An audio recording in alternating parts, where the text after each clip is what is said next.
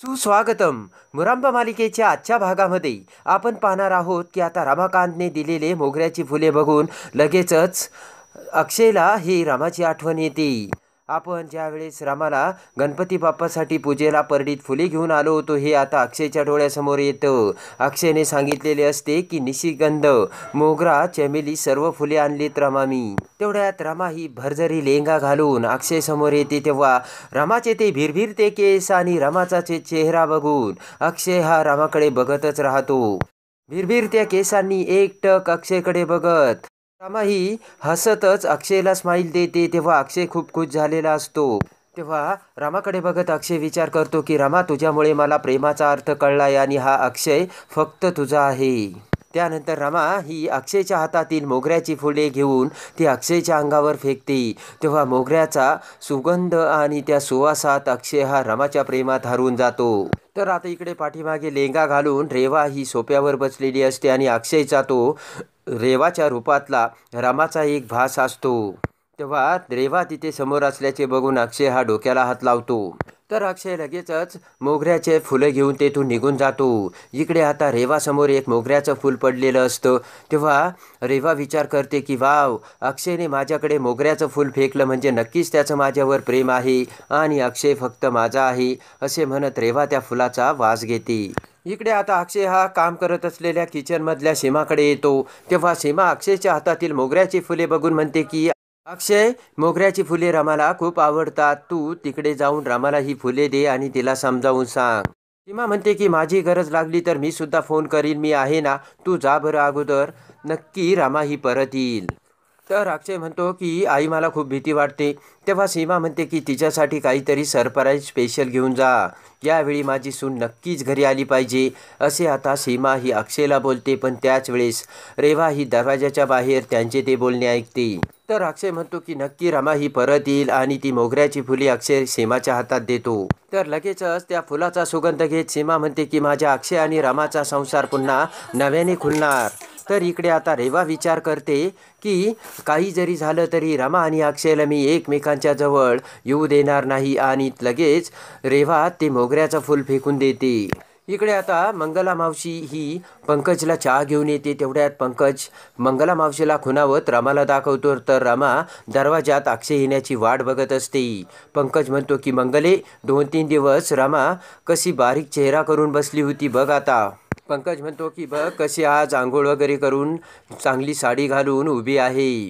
तेव्हा मंगला मावशी लगेच लांबूनच रमाची दृष्ट काढते आणि म्हणते की रमा आज काही आहे ग. तेव्हा रमा म्हणते काही नाही आहे आज. तर रमा म्हणते मी रोज अशीच तयार होते, नको राहू का असं. तर पंकज म्हणतो की अशीच राहा रमा, अशीच राहा. तेवढ्यात रमाला अक्षयच्या गाडीचा आवाज येतो. तर लगेचच रमा ही पळतच दरवाजापाशी येते. वाऱ्याच्या वेगाने दरवाजाजवळ येऊन रमा दरवाजा उघडत पळतच अक्षय समोर येते आणि लगेचच म्हणते की तुम्ही आले. तर रमा पुन्हा राग दाखवते आणि पाठीमागे सरते. तर अक्षय प्रेमाने रमाचा हात धरत रमाच्या हाताचा किस घेतो. तेव्हा अक्षय म्हणतो की माझं फक्त तुझ्यावरच प्रेम आहे रमा. अक्षय म्हणतो की रमा आता राग बाद झाला बरं का, तू माझ्याच सोबत यायचंय आणि आपण त्या रेवाला कायमचं घराबाहेर काढू.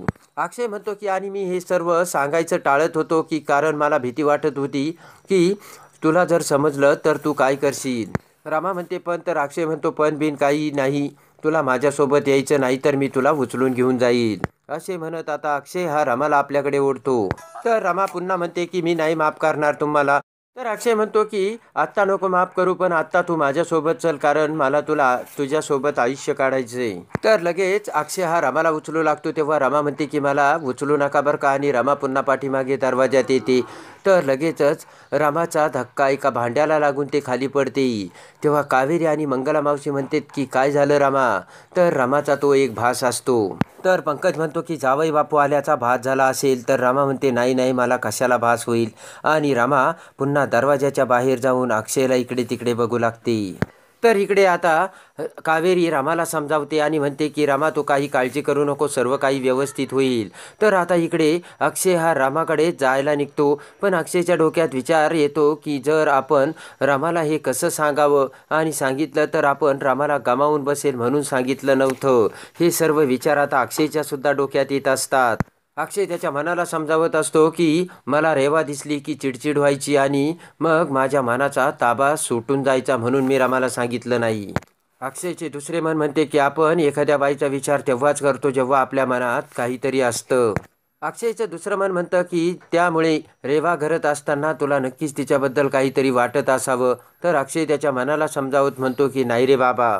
तर अक्षय हा डोक्याला हात लावून बसलेला असतो. तेवढ्यात आभे तिथे येत म्हणतो काय झालं अक्षय. तर अक्षय म्हणतो की आभ्या मला काही समजत नाही, मी रामाला कसं समजावून सांगू. आभ्या म्हणतो खरं आहे अक्षय, रामा आता पुन्हा या घरी आली पाहिजे. इकडे मयुरी आता नकली मिशा लावून पुरुषांचे कपडे घालून आरती समोर येते आणि म्हणते की तुम्ही आरती वहिनीच ना.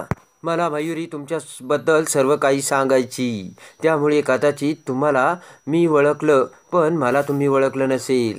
तर लगेचच ती वेशधारी मयुरी म्हणते की मी तुम्हाला माझी ओळख करून नाही दिली, मी मयुरीचा बॉयफ्रेंड सफर, आणि हात पुढे करते. तेव्हा लगेचच अवाक होऊन आरती ही फक्त मयुरीकडे बघतच राहते. सफर म्हणतो की आज आम्ही डेटवर जातोय आणि माझं मयुरीवर खूप प्रेम आहे आणि मी तिला शॉपिंगची आवड आहे, तर शॉपिंगसाठी सुद्धा घेऊन जाणार आहे. तर सफर म्हणतो की बाय द वे तुम्हाला सुद्धा काही हवं आहे का, मी आणि मयुरीला शॉपिंगला जातो. तर आरती म्हणते नाही तुम्ही कॅरी ऑन करा, मला काही नकोय. तर लगेच सफरधारी मयुरी पुन्हा मयुरीला बघण्यासाठी जाते. तेव्हा आरती विचार करते की हे मयुरीताईंना काय झालं आणि हे खूप डेंजर आहे. तर इकडे आता रेवा ही हॉलमध्ये खूप खुश झालेली असते आणि विचार करत म्हणते की मी आता अक्षयची बायको होणार, आणि गणपती बाप्पाला नमस्कार करत वेलकम करते. तेवढ्यात आई आजी रेवाकडे येत म्हणते की रेवा हे सर्व नवीन कपडे वगैरे काय आहे. तेव्हा हसतच रेवा म्हणते की हे सर्व ना माझ्या मनातील नवऱ्याचं फिलिंग आहे.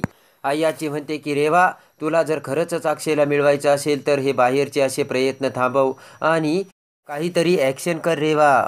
तर तेवढ्यात आई आजी म्हणते की बघा माझी औषधं इथेच पडली, एकटी रामाला फक्त माझ्या औषधांचं घेणं आहे, बाकीचं या घरात माझ्या औषधाचं कुणालाच घेणं नाही. आई आजी म्हणते की रामा या घरात कामवाली म्हणून आली असती तर बरी होती, कामाला ती चांगली आहे. तर लगेचच इकडे आभ्या अक्षयला म्हणतो की रामाने सुद्धा काय बालिशपणा लावलाय काय माहिती. तेव्हा अक्षयला राग येतो आणि अक्षय आभ्याला म्हणतो काय म्हणाला तू, रामाने बालिशपणा केला. आणि अक्षय विचार करत म्हणतो की मी तो फोटो आभ्या तुझ्याकडे दिला होता आणि तुला डिस्ट्रॉय करण्यासाठी सांगितला होता, मग तो फोटो रामाकडे आला कसा. अक्षय म्हणतो की तो फोटो तुला जपता आला नाही आणि खरा बालिशपणा तर तू केला आहेस आणि त्या रामाला काय बालिशपणा केला असे म्हणतो. तर आभ्या उठून उभा राहत म्हणतो की माझी चूक झाली अक्षय, मला माहीत नाही तो फोटो रामाकडे कसा गेला. तेव्हा आपल्या हातातून त्या फाईलमधून तो फोटो कसा खाली पडला आणि रडत रडत रेवाने आपल्याकडून तो फोटो कसा इमोशनल ब्लॅकमेल करून घेतला, हे सर्व आता आभ्याच्या डोळ्यासमोर येते. आभ्या म्हणतो की खरंच अक्षय माझ्याकडून ही चूक झाली, पण हा धमाका कधीतरी होणारच होता आणि हे कधीतरी रामासमोर येऊन रामा ही असे वागणार आणि ॲक्शन घेणारच होती. तर आभ्या म्हणतो की आई आजारी असताना ती रामा कशी वागली होती. अक्षय म्हणतो की आभ्या पुन्हा पुन्हा तेच काढू नको. तर आभ्या म्हणतो की त्यावेळेस तू नव्हता अक्षय, पण आम्ही होतो, रामा अगदी विचित्र वागत होती. तर लगेच रागाने अक्षय ओरडत म्हणतो की मग रामाने माझ्या आईचा काळजी घेण्याचा काय ठेका घेतला होता का, आणि घरातील बाकीचे जण कुठे गेले होते. आभ्या म्हणतो की तुला काय वाटलं अक्षय, मी मोठ्या आईची काळजी घेत नसेल का, मी काळजी घेत होतो, पण माझ्यासोबत मदतीला रेवा होती, रामा नव्हती. तर त्यावेळेस रामाला काहीच पडली नव्हती असे आभ्या अक्षयला म्हणतो. तेव्हा अक्षय म्हणतो की वा आभ्या वा, आज तू माझ्या बायकोला बालिश बालिश म्हणतो, पण खरी चूक कुणाची आहे तुला कळतं का, आणि आज तू त्या रेवाची बाजू घेऊन तिची वकिली करतोयस आभ्या. तेव्हा हा जोडत अक्षय म्हणतो की आता मला रेवा पुराण ऐकायचं नाहीये, आता मला माझ्या बायकोला समजूत घालून घरी आणायचंय. तेव्हा मग आभ्या म्हणतो की मग जा हे घेऊन तिला घरी. तेव्हा आभ्याचे ते मोठ्याने बोलणे बघून आभ्याचा रामावर किती राग आहे हे आता अक्षय समोर आलेले असते. तर आभ्या म्हणतो खरंच अक्षय, रामाला जेवढ्या लवकर येता येईल ना तेवढं घरी घेऊन ये, आणि माझी खरंच इच्छा आहे की तुम्ही दोघं लवकरात लवकर एकत्र यायला हवं. आभ्या म्हणतो की पण फक्त माझं एकच म्हणणं आहे की तुमच्या दोघांमधली ही जे नाटकं आहेत ना, वाद विवाद भांडणं रुसणं फुगणं, ते संपवा. तेव्हा अक्षयला मोठा धक्का बसतो. म्हणतो की तुम्ही नॉर्मल वागा, अरे या घरात सुद्धा बाकीचे सुद्धा माणसं आहेत, या घरात बाकीचे माणसं आहे आणि सतत या घरात रमा अक्षय असं नकोय. तेव्हा अक्षयला मोठा धक्का बसलेला असतो. तर भानावर येत आभ्या म्हणतो की सॉरी अक्षय, मला तसं म्हणायचं नव्हतं. तेव्हा अक्षय लगेचच हात जोडत आभ्याला म्हणतो की सॉरी आभ्या, आमच्यामुळे तुला त्रास झाला असेल तर आजपासून तुला काहीच त्रास होणार नाही. तर आता लगेचच अक्षय हा रमाला आणण्यासाठी जाऊ लागतो. त्यानंतर आता अक्षय रमाच्या आवडीचे खूप सारे बुफे आणि फुले घेऊन अक्षय हा जात असतो. तर इकडे आता रमासुद्धा अक्षय येणार म्हणून करंड्यातील कुंकू घेऊन कुंकू लावू लागते. तेवढ्याच रमाचा हात करंड्याला लागून कुंकवाचा करंडा खाली पडतो. तर कावेरी तिथे म्हणते की अगं रमा, काय केलंस तू हे? तेव्हा रमा म्हणते की आई, कुंकवाचा करंडा पडणं चांगलं नसतं ना. तेव्हा तो अपशकुन असल्याचे आता कावेरी ही रमाला बोलते. तर आता इकडे फुलांचा बुफे आणि रमासाठीचे सर्व सरप्राईज अक्षय हा त्याच्या गाडीतून घेतो आणि जाऊ लागतो. फुलांचे बुफे आणि खूप सारे फुले घेऊन गाडीजवळ येत असताना लगेच पाठीमागून एक गाडी येऊन जोराने अक्षयला धडकते आणि अक्षयच्या हातातील ते सारे गिफ्ट्स आणि फुलांचा बुफे आणि ते सरप्राईज हवेत वर उडून अक्षय हा जमिनीवर पडतो. त्यानंतर आता अक्षयचा मोठा अपघात झालेला असतो. त्याच वेळेस गाडीतून रेवा ही तिथे आलेली असते, पण खरं तर अक्षयला रेवानेच उडवलेली असते. तर आता रमाला भेटायला जात असताना रेवाने अक्षयला गाडीने उडवलेली असते. तर आता वाऱ्याच्या वेगाने अक्षयच्या प्रेमाने धावत येऊन रमा कसे अक्षयला वाचवते हे बघण्यासाठी आणि रंभ मालिकेच्या डेली अपडेटसाठी आपल्या चॅनलला लाईक करा, सबस्क्राईब करा.